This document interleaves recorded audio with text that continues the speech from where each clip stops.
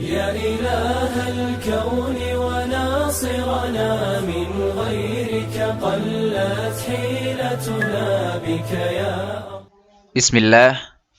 Assalamualaikum warahmatullahi wabarakatuh. Alhamdulillah. Wassalatu wassalamu ala rasulillah wa ala alihi wa sahbihi wa man walah, amma ba'du. Anak-anak semua yang dirahmati Allah, di kesempatan kali ini kita akan membahas di materi fikih, yaitu tentang Kitabul Hajj. Adapun dasar dalam wajibnya haji, ibadah haji, seperti apa yang difirmankan Allah Subhanahu wa taala dalam Al-Qur'an, "Walillahi 'alan nasi hajjul baiti man istata'a ilaihi sabila." Ini dalam Quran surat Ali Imran ayat 97.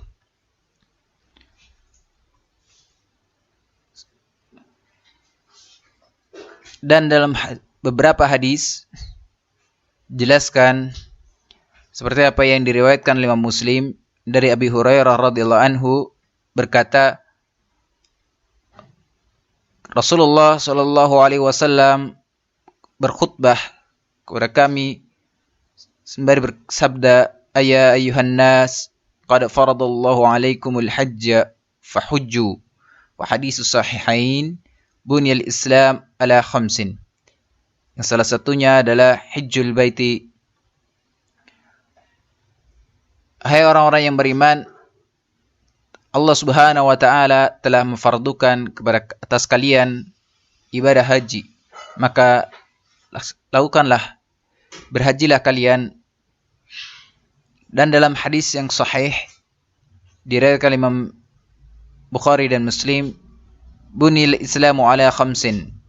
Islam ditegakkan atas dasar 5 hal. Salah satunya adalah hajjul baiti, yaitu ibadah haji ke Baitullah. Dalam pelaksanaan ibadah haji terdapat syarat-syarat atau syarat wajib haji. Yang pertama adalah Islam. Yang kedua al-bulugh, yaitu balik, mencapai usia balik. Kemudian yang ketiga adalah berakal. Yang keempat wal hurriyah, artinya ia termasuk adalah orang yang merdeka, bukan orang budak dari golongan budak. Wa wujuduz zadi war rahilah, dan dia memiliki bekal dan kendaraan, rahilah. Dalam hal ini yang dimaksud dengan tafsir as-sabil dan tafsiran as-sabil di kalimat hajjul baiti man istata'a ilaihi sabila, yang dimaksud sabila di sini dalam ayat tersebut yaitu adalah kedua ini, adanya bekal dan kendaraan. Seperti apa yang diriwayatkan oleh Imam Hakim dari Anas radhiyallahu anhu dari Nabi sallallahu alaihi wasallam, fi qoulihi tabaraka wa ta'ala, wallahi 'alan nasi hajjul baiti man istata'a ilaihi sabila, qala qila ya Rasulullah mas sabil. Ada orang yang bertanya kepada Rasulullah, apa itu yang dimaksud dengan as-sabil, jalan?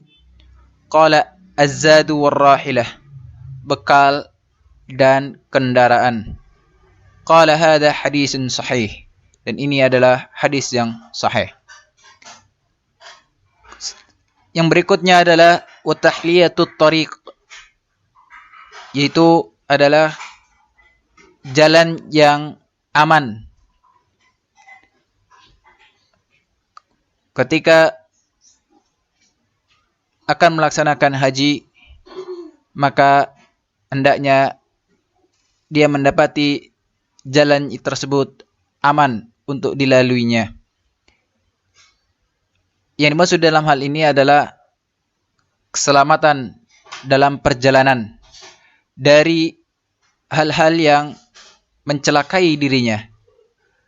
dan dia memiliki masa atau waktu untuk sampai ke tanah suci untuk melaksanakan haji. Wa imkanul masir, dan berikutnya adalah mampu untuk melakukan perjalanan haji. Wa arkanul hajj khamsah. Sekarang kita masuk ke rukun-rukun haji. Ini ada 5 hal. Yang pertama adalah ihram. Itu melaksanakan ihram. Ma'an niyah, disertai dengan niat. Wa huwa indal itlaq, ini secara mutlak, yaitu adalah masuknya niat, masuknya seseorang untuk melaksanakan sebuah ibadah haji atau umrah. Dalam kitab Al-Misbahul Munir, seorang yang berihram, melakukan ihram, maka dia sudah masuk berniat untuk melaksanakan haji atau umrah. Yang artinya dirinya masuk kepada suatu hal yang diharamkan, yang mana itu halal bagi dirinya. Yang dimaksud dengan sini adalah masuk atau melaksanakan ibadah haji. Ini sesuai apa yang disebutkan oleh pengarang kitab ini, yaitu disertai dengan niat dalam melaksanakan ihram. Wal wukuf, yang kedua adalah wukuf di Arafah. Al-wukufu bi Arafah, yaitu yang kedua adalah wukuf di Arafah. Liqauli sallallahu alaihi wasallam, al-hajju arafatu. Man jaa lailatal jam'in qabla tulu'il fajri faqad adraka al-hajj. Haji itu adalah pokoknya adalah ada di Arafah. Barang siapa yang datang di malam berkumpul, di sini yang dimaksud dalam hal ini adalah datang di tempat Muzdalifah sebelum terbitnya fajar, faqad adrakal hajj, maka dia sudah mendapati dirinya berhaji.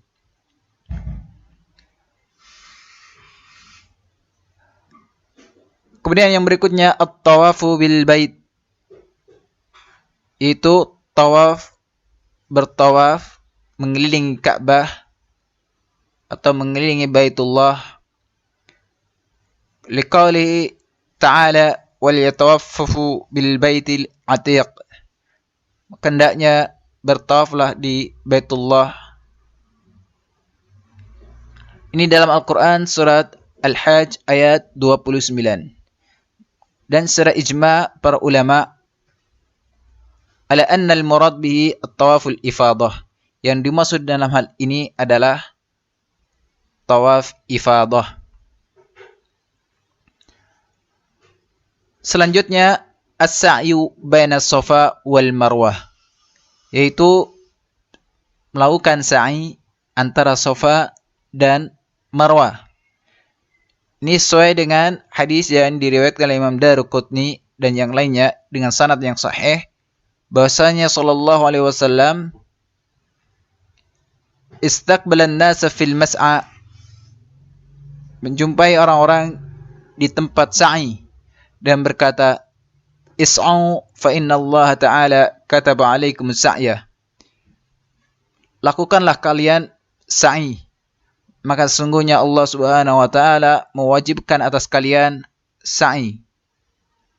Dan diriwayatkan oleh Imam Bukhari dari Ibnu Umar radhiyallahu anhu berkata, qadiman Nabi sallallahu alaihi wasallam, Nabi sallallahu alaihi wasallam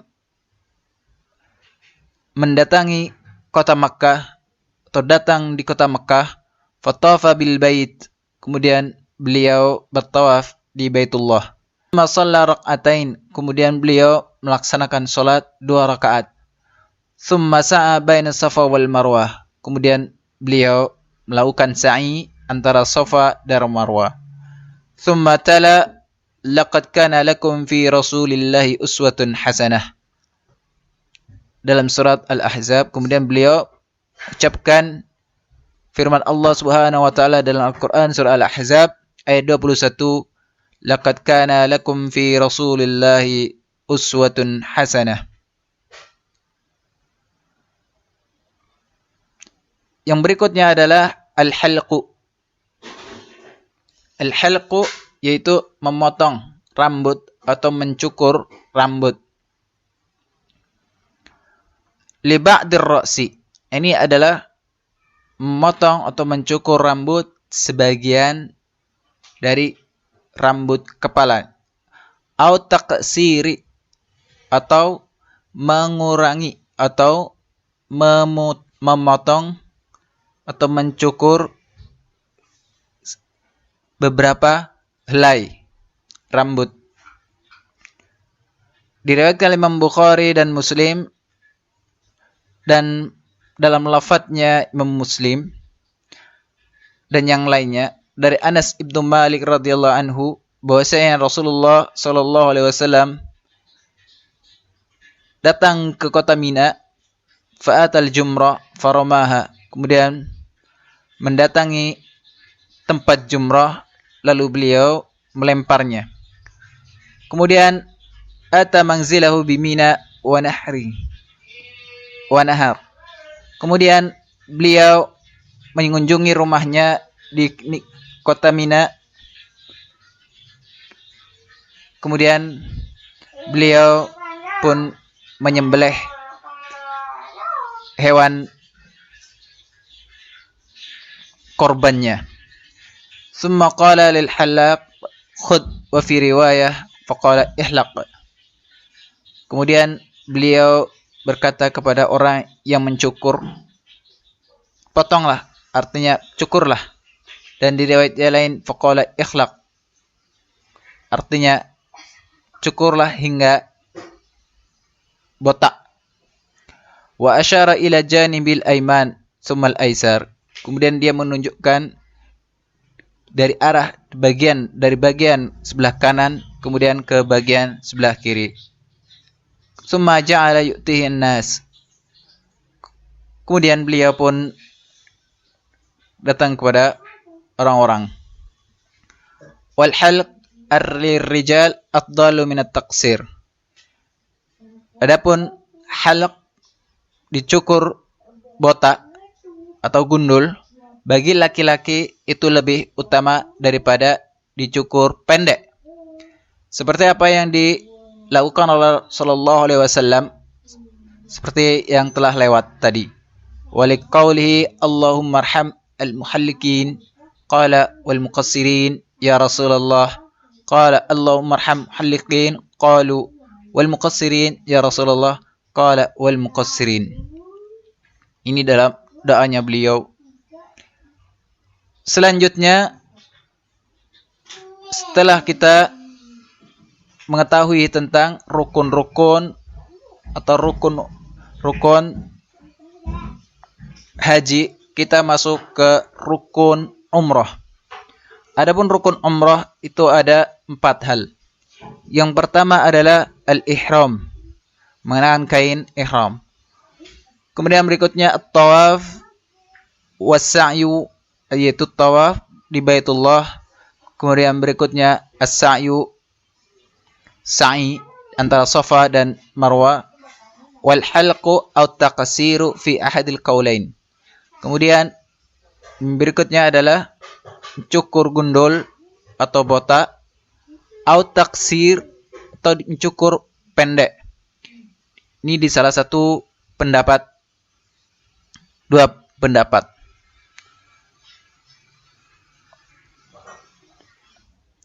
Wa taqsir lin nisa afdal. Adapun dalam memotong pendek bagi perempuan ini lebih utama. Wa yukrahu laha al-khalq, dan dimakruhkan al-halq, dimakruhkan bagi perempuan untuk dipotong gundul atau botak. Liqauli sallallahu alaihi wasallam laisa 'alan nisa'i halqu tidak wajib bagi perempuan untuk dipotong gundul. Innama 'alan nisa'i taqsir. Sungguhnya wajib bagi nisa, bagi perempuan hanya at-taqsir, yaitu dipotong pendek. Diriwayatkan Imam Tirmidzi wa inda Abi Dawud an Ali radhiyallahu anhu qala naha Rasulullah sallallahu alaihi wasallam an tahlikal mar'atu ra'saha. Rasulullah sallallahu alaihi wasallam melarang perempuan untuk mencukur kepalanya hingga habis atau gundul. Adapun yang al-adhar dalam al-halqu wa at-taqsir, yang paling rajih seperti apa yang diriwayatkan Imam Bukhari dari Jabir radhiyallahu anhu berkata, fa amara an-nabiy sallallahu alaihi wasallam ay yaj'aluha umratan. Rasulullah atau Nabi sallallahu alaihi wasallam memerintahkan para sahabatnya untuk melaksanakan umrah, wa yatufu thumma yuqassiru wa yahillu. Hendaknya ia bertawaf di Baitullah, thumma yuqassiru, kemudian memotong pendek, wa yahillu, kemudian bertahalul. Wa fi riwayah an Ibn Abbas radhiyallahu anhuma ayatuful bil baiti wa bis safa wal marwa thumma yuqassiru min ru'usihim thumma yahillu. Wa fi riwayah anhu thumma yahillu wa yahliku aw yuqassiru. Wa rawahu Muslim an Ibnu Umar radhiyallahu anhuma. Dari Ibnu Abbas radhiyallahu anhu dalam sebuah riwayat, ayatufu bil baiti, hendaknya orang-orang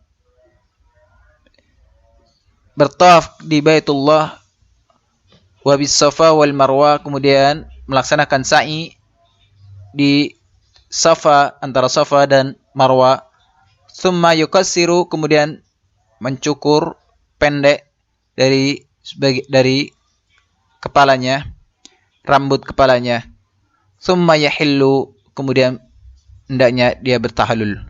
Dan di riwayat yang lain, thumma yahillu wa yahlikuna aw yuqassiru, hendaknya dia bertahalul kemudian memotong gundul atau memotong pendek. Apa yang diriwayatkan Imam Muslim dari Ibnu Umar radhiyallahu anhuma.